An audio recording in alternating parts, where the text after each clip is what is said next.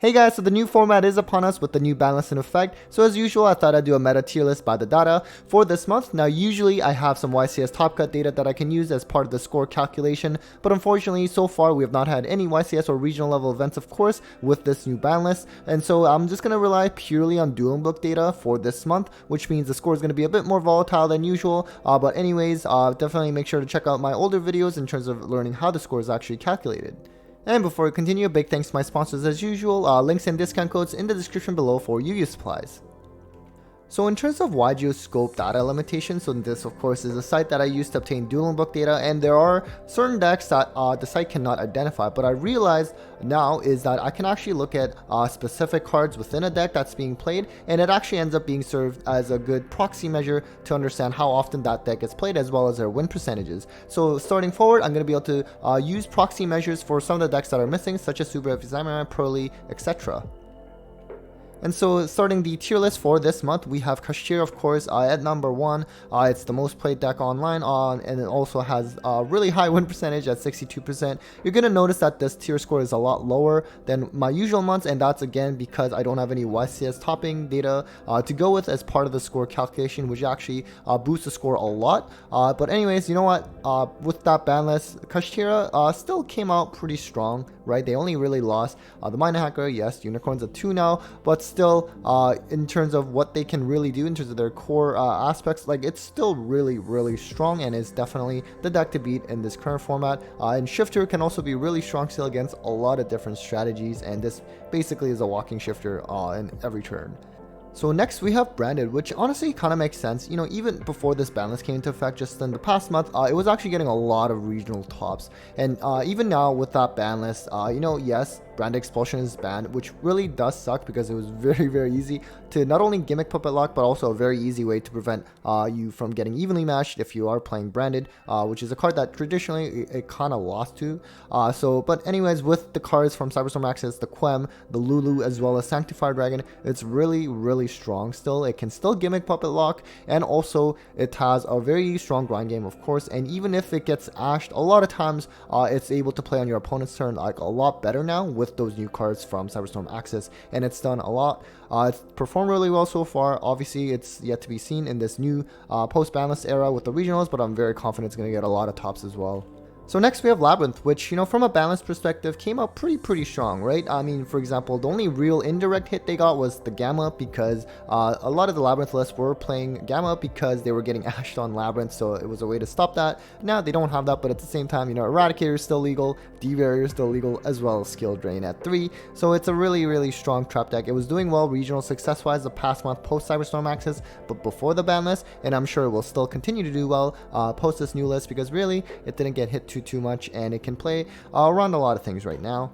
And then we have Spright, and for this one I decided to just stick to the pure Spright version for now. Now it's of course a very consistent deck. For some reason it saw a lot of decline in play just like post Cyberstorm Access, even though it was still really good and nothing really changed too much at that point. Although of course with Super Heavy Samurai in the mix, for example, maybe that was one of the reasons why some of those players transitioned to that deck. But now with the ban list, obviously those are they're probably coming back to Spright, because this deck really only just got that semi-limit of the starter. But you know what, the Gamma limit can also hurt too, because playing not only 3 Gamma for the monster negate, but also as a way to play with E-Telly so that you have a level 2 body that you can special summon out was really actually pretty big with this deck, because now this deck becomes even more normal summon reliant than it has been before, especially going second. But nonetheless, very consistent, very strong, can play a lot of hand traps, board breakers, you know, a lot of flex spots, especially now that Runic will probably be pretty good again with the decline in play of Super Heavy Samurai, as well as maybe even Pearly. I think it's really good, and you could argue it actually is second best after Kashtira. So starting at tier 2, we actually have Sky Striker. Now if we actually had YCS topping data to go with, perhaps this would get jiggled around a little bit more, but since we're relying purely on Dueling Book for this month, Sky Striker usually sees a ton of play on Dueling Book regardless of the format. Now although the win percentage 44%, it's usually pretty low on Dueling Book with this deck. I mean, presumably because it is a high skill requiring deck, and there's a lot of new players or players that are not as familiar with Sky Striker but playing it anyways, that might be bringing down those win percentages. But nonetheless, I think it's going to be very, very solid. I'm not sure why multi-roll came back to 3 and also engaged to 2. You know, I guess Konami just really loves this deck and just will not let this thing die. And so I think we're going to see a good amount of regional tops moving forward, especially at the beginning when there's a lot of hype with Sky Striker. And you know what? The deck is really, really strong. And then we have Swordsoul, which is certainly a deck that is, you know, a textbook definition of solid tier 2 status for quite some time. And now from the ban list, it actually gained a little because it got Denglong, and it now opens up this combo line of having access to a counter trap. And also, you know, you pair that with something like Barone or the Blackout Pops. It's got a very, you know, diverse end board, and it's very, very solid. It's very consistent, and certainly a deck to watch out for moving forward. Next we have Dragon Link, which of course is a big brain deck, and so, you know, it sees a decent amount of play, but, you know, win percentage wise it's always quite high. I mean, presumably because the ones that are playing it are actually pretty skilled players to be able to actually pilot this deck.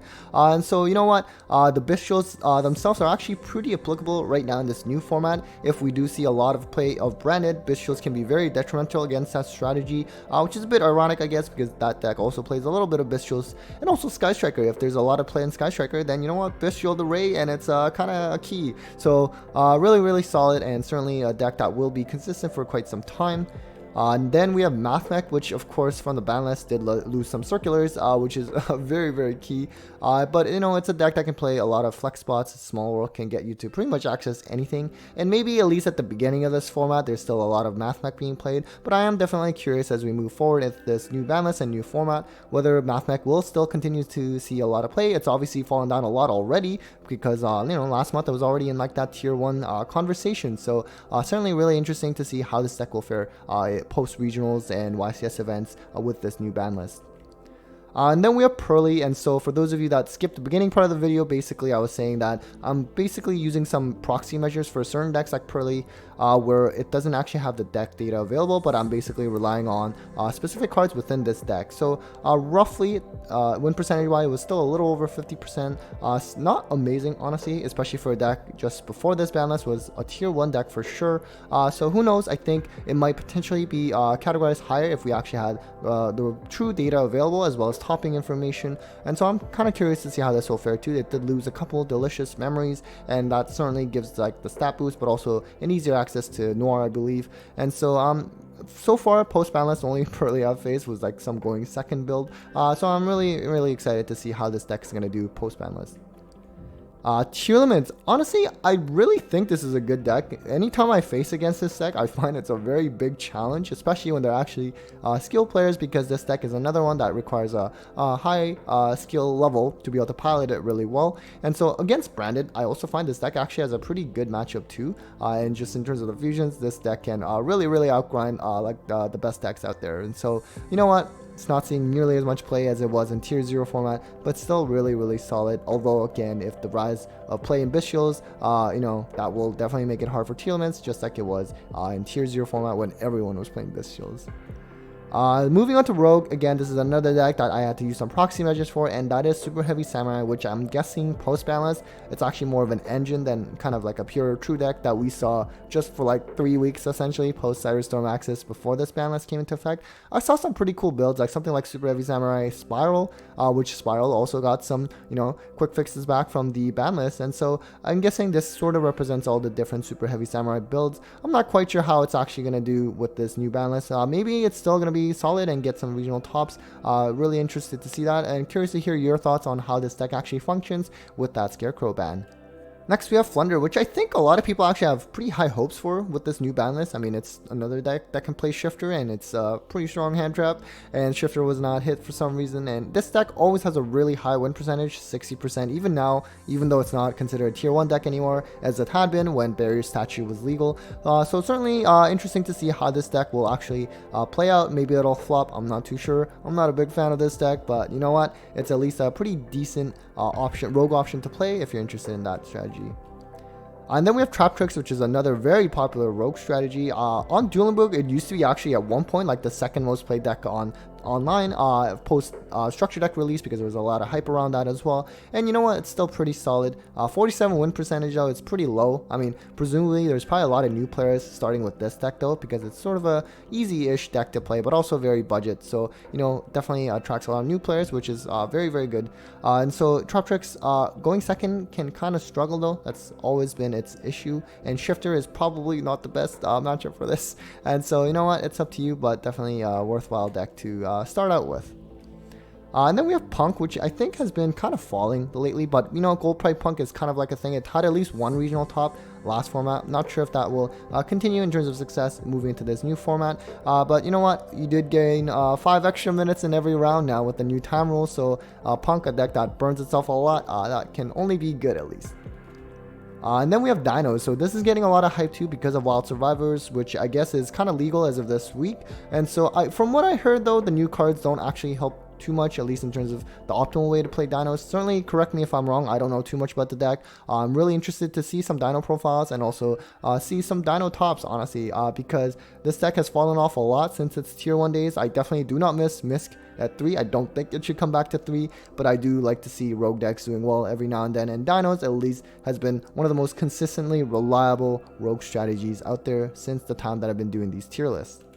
Next we have Rika, which is another deck that I had to use some proxy measures for to get some data on it. And so if we had the true data, maybe it would be scored higher, because for those of you who might be upset that it's scored too low, I honestly agree with you. I do think Rika should be much higher than this. It's a really, really solid deck, and it has actually had pretty good regional national success post Cyberstorm Access, but before this new ban list came into effect. But I'm sure it will still be able to do well post ban list. I mean, I don't think much has really changed, and so you know, I know it's a deck that can kind of struggle against back row though, from what I heard. I haven't really played this deck myself, but it is a deck that actually has a good matchup against Spright. That I do know, being a Spright player. So you know what, I have high hopes for this deck, and certainly a really good rogue tier 2 option to consider. And then we have Hero, of course, you know, good old reliable, always here in these tier lists. It always sees a lot of play online. In terms of, you know, rogue decks, this is one of the go-to, and 48%, not amazing, but you know what, still pretty solid, especially for a deck that's as old as Hero, being able to be you know, still relevant. They always get new support. Dark Law is usually pretty strong against a lot of different strategies, and Dark Angel also is essentially FTK against Branded, because they will not be able to resolve any spells, and it's really strong. And then we have Dark World, which has been falling a lot lately compared to the last few months, which actually was seeing a lot of play. But now, you know, especially post Cyberstorm Access, when everyone was main decking Droll, Dark World kind of just died right there. Now with this new ban list, maybe people are not main decking Droll, but more so siding it, or maybe it even falls out of favor. I don't quite think so yet, at least. And so I think Dark World will probably see an increase in play for the little while, and then who knows. I mean, they are getting some new support. I'm not quite sure when, but it does seem like really strong support. So I'm not really a fan of this strategy. It's not fun to go against, but you know what, it's also a fan favorite in a sense, and so it's still cool to see this deck being relevant even now. And so finally, moving on to the other tier, we are starting with Dinomorphia, which actually got some initial hype from Cyberstorm Access, because they actually did get a couple new traps, I believe. So it's a very interesting strategy in terms of basically burning half your life anytime you activate anything, but it does have a Mystic Mine of sorts in terms of their boss monster, which, you know what, some decks really might not be able to out. So kind of a cool strategy, and certainly a rogue option to consider. And finally, we have Marincess, which I'm sure there's a lot of Marincess lovers out there who are thinking that this is rated way too low, and I agree with you, but unfortunately, the deck just does not see that much play online on Dueling Book, although usually there's a couple players who are rated pretty high with this deck, regardless of the format, and the deck has also shown a lot of competitive success, you know, with YCS level tops, as well as regional tops in the past few months. And so it's a, you know, combo-oriented strategy. It's Cybers, which means there's usually generic support like Silent Mining, and I'm sure moving forward, and you know, end board-wise, it's pretty good too, as well as, you know, from the balance, it didn't really lose or gain anything, I guess. So certainly another solid option for you to consider.